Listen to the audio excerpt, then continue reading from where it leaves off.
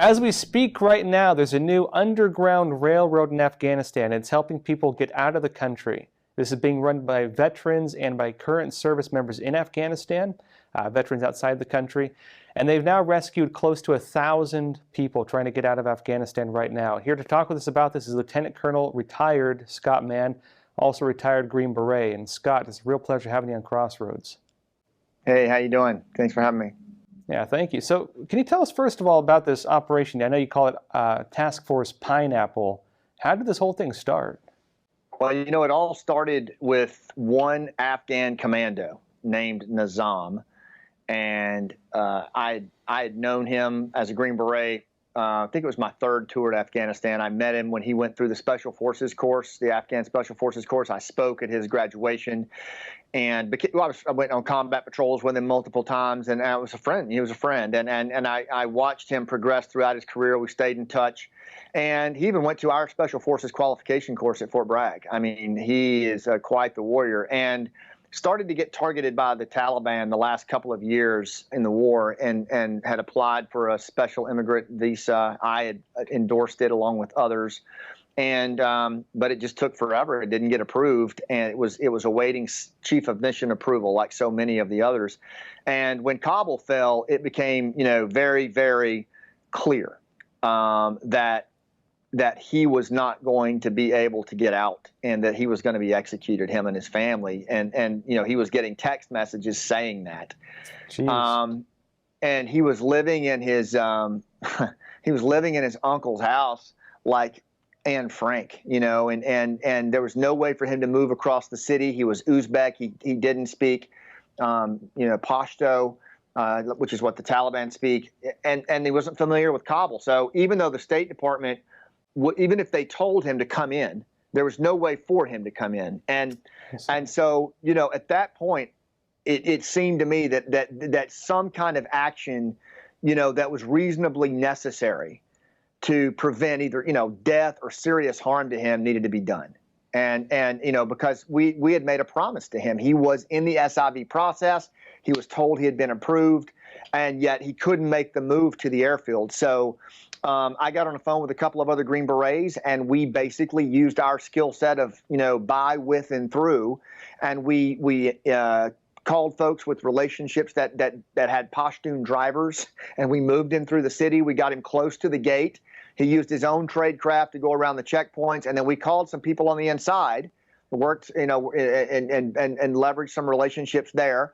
And they were like, "Yeah, absolutely. We want, you know, vetted, soft partners to come in." But there was throngs of people that were just crowding, so there was no way for the guards to ascertain the difference, right?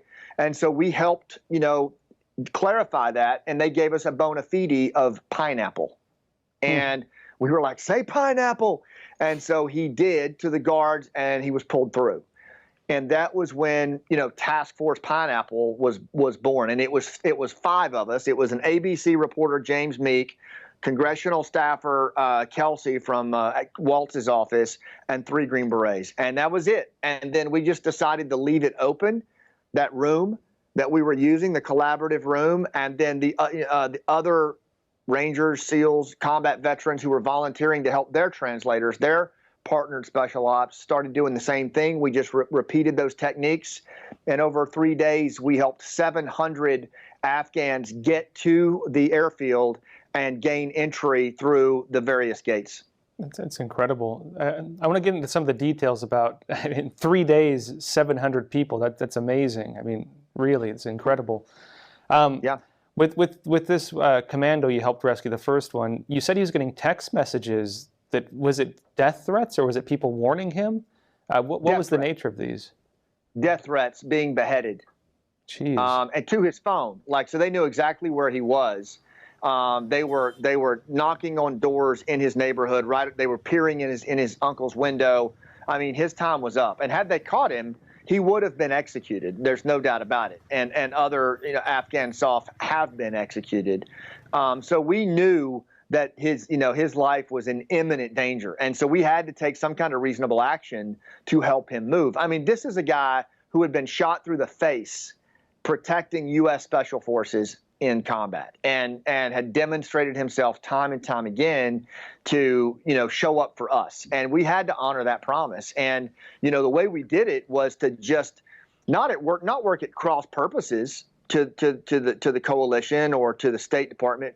What we did was to fill a gap right there at, getting them through the city where it was actually feasible to show up, and then getting them through the Taliban checkpoints by serving as shepherds on our cell phones. Because here's the thing, and this is what I think a lot of people don't understand, and we've tried to communicate to both formal and informal institutions. These folks were terrified. They had been beaten at these checkpoints. Their children were beaten. They hadn't eaten in days. They were, in squalor, waiting for these gates to open and, ready to just quit and walk away, and they'd rather just face execution. Our shepherds, the people who had pre-existing relationships with them, kept them on the phone, kept them calm, moved them to different places and locations. When one gate closed, another one opened, guided them through, and really closed the loop on the overall apparatus that was struggling and provided that necessary. There's 700, and that's not counting the other groups that did the same thing, other informal groups like the Valley Boys, Team America, Task Force Dunkirk. I mean, the veterans really rushed into the breach and supplemented the State Department and the U.S. government, I think, in a very meaningful way. And so, I mean, how did this really start then? So I understand you had a relationship with them before, working with them, helping them, trying to get American citizenship. You was, of course, one of the guys trained while you were a Green Beret. And I assume he called you up and said, hey, I'm probably not going to make it. I mean, what was the nature of his phone call? Well, there were texts over Signal every day that, okay, Mazar-e Sharif just fell. Herat just fell. The Taliban just raided the prison in Kandahar. They released all the prisoners. We were getting a day-by-day update from him, and he was growing more and more terrified. And he said to me, Scott, I'm not afraid to die.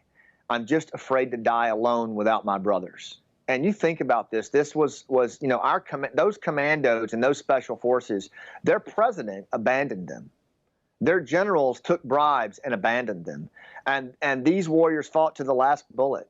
That they fought until the very end. And again, for us, we've incurred moral injuries as warriors. And, there's things you have to do in combat that go against the things that, oftentimes you believe in. Combat's an ugly thing, and you never get over those moral injuries. And this was a situation where we as combat veterans saw a moral injury of national magnitude approaching the United States. And frankly, again, imminent threat to the lives of not just commandos and special forces, but female judges who were pioneers in justice and who prosecuted the Taliban, young girls who demonstrated courage by embarking in the arts with nonprofits. I mean, they were coming to us. We were getting calls from well-placed people in the West Wing to help get their people out, from the Joint Chiefs of Staff and the Secretary of the Air Force. I mean,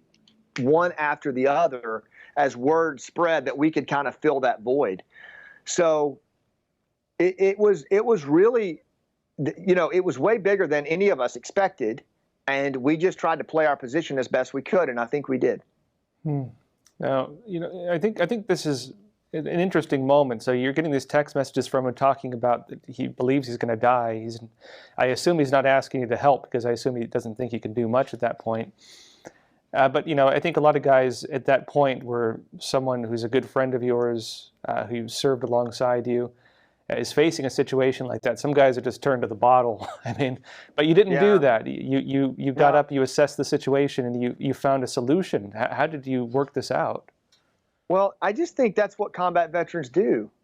This isn't just Green Berets. I mean, this was Navy SEALs, Marines, infantry officers, enlisted MPs, just who had relationships, pre-existing relationships with their interpreters, with their partner special operations forces, nonprofit leaders, news. I can't tell you how many news stations, to include ABC, were actively working with us to move people out of harm's way. It was the most magnificent thing I've ever seen, where humanity was just doing the right thing to fill the gaps and supplement where the formal entity was having some challenges. And what I will tell you